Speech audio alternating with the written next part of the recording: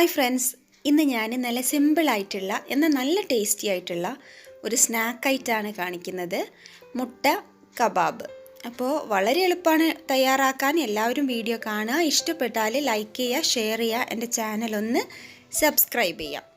അപ്പോൾ ആദ്യം തന്നെ ഇതിന് വേണ്ടിയിട്ട് ഒരു പാത്രം വെച്ചിട്ടുണ്ട്. അതിലാവശ്യത്തിനുള്ള വെളിച്ചെണ്ണ ഒഴിച്ചു കൊടുക്കുക.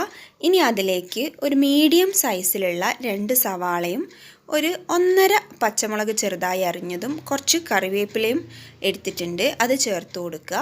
എന്നിട്ട് അത് നല്ലപോലെ ഒന്ന് സോട്ട് ചെയ്തെടുക്കണം. അതിലേക്ക് ആവശ്യത്തിനുള്ള ഉപ്പും കൂടെ ചേർത്ത് നമ്മൾ പെട്ടെന്ന് തന്നെ സോട്ട് ചെയ്ത് എടുക്കുക. ഇപ്പോൾ ഇത് ഏകദേശം വഴന്ന് വന്നിട്ടുണ്ട്. ഇനി നമ്മളതിലേക്ക് 1 ടീസ്പൂൺ ഇഞ്ചി ചതച്ചതും 1 ടീസ്പൂൺ വെളുത്തുള്ളി ചതച്ചതും കൂടെ ചേർത്ത് നല്ലപോലെ ഒന്ന് യോജിപ്പിച്ചെടുക്കുക. അതിലേക്ക് ഒരു 1/4 ടീസ്പൂൺ മഞ്ഞൾപ്പൊടിയും ഒരു 1/2 ടീസ്പൂൺ മുളക് പൊടിയും ചേർത്ത് കൊടുക്കുക. ഇതും നല്ലപോലെ ഒന്ന് സോട്ട് ചെയ്തെടുക്കുക. മുളക് പൊടിയൊക്കെ നിങ്ങൾക്ക് ആവശ്യാനുസരണം വ്യത്യാസം വരുത്താം. പിന്നെ കുറച്ച് ഗരം മസാലയും കൂടെ ചേർക്കുന്നുണ്ട്. അതുപോലെ തന്നെ അതിലേക്ക് കുറച്ച് മല്ലിയില, ഒരു ടേസ്റ്റിന് വേണ്ടിയിട്ട് മല്ലിയിലയും കൂടെ ചേർക്കുന്നുണ്ട്. ഇനി നമ്മളിതിലേക്ക് ചേർക്കാൻ പോകുന്നത് വേവിച്ച് വെച്ചിട്ടുള്ള ഉരുളക്കിഴങ്ങാണ്. ഇത് നല്ലപോലെ വേവിച്ച് ഉടച്ചെടുത്തിരിക്കുകയാണ്. അപ്പോൾ ഈ ഒരു ഉരുളക്കിഴങ്ങും കൂടെ ചേർക്കുക. ഈ സമയത്ത് നമ്മൾ ഉപ്പൊക്കെ നോക്കിയിട്ട്, ഉരുളക്കിഴങ്ങ് വേവിക്കുമ്പോൾ കുറച്ച് ഉപ്പ് ചേർത്തതാണ്, അപ്പോൾ അതിനനുസരിച്ച് ഉപ്പ് നിങ്ങൾ ശ്രദ്ധിക്കുക. നല്ലപോലെ ഈ ഉരുളക്കിഴങ്ങിലേക്ക് കൂട്ടി യോജിപ്പിച്ചെടുക്കണം. നല്ലപോലെ ഒന്ന് ഉടച്ച് യോജിപ്പിച്ചെടുത്താൽ നമുക്ക് ഷേപ്പ് ചെയ്തെടുക്കാൻ വളരെ എളുപ്പമായിരിക്കും. ഇപ്പോൾ നമ്മുടെ കൂട്ടിവിടെ റെഡിയായി കഴിഞ്ഞു.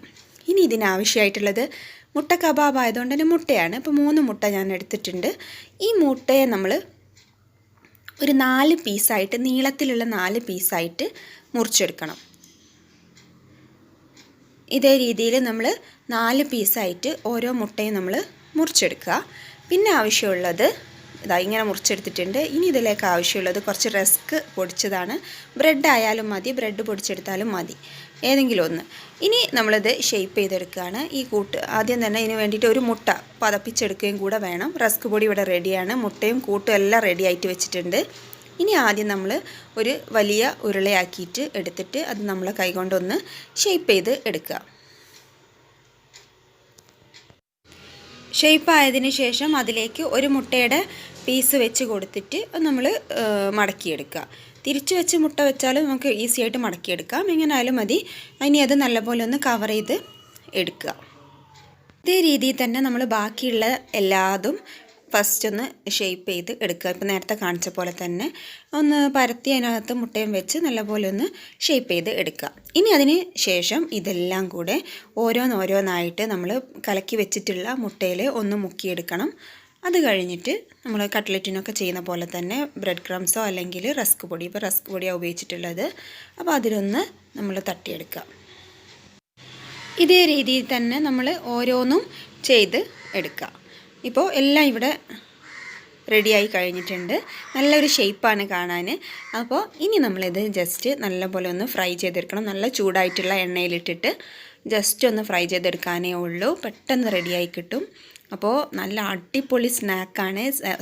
സോസിൻ്റെ കൂടെ ഒക്കെ കൂട്ടി കഴിച്ചാൽ നല്ല ടേസ്റ്റ് ആയിരിക്കും. അപ്പോൾ ഈ മുട്ട കബാബ് നിങ്ങൾക്ക് ഇഷ്ടമായിട്ടുണ്ടെങ്കിൽ ലൈക്ക് ചെയ്യണം, ഷെയർ ചെയ്യണം, അതുപോലെ എൻ്റെ ചാനൽ ഒന്ന് സബ്സ്ക്രൈബ് ചെയ്യുക, അതുപോലെ കമൻറ്റ് ചെയ്യുക. Thank you.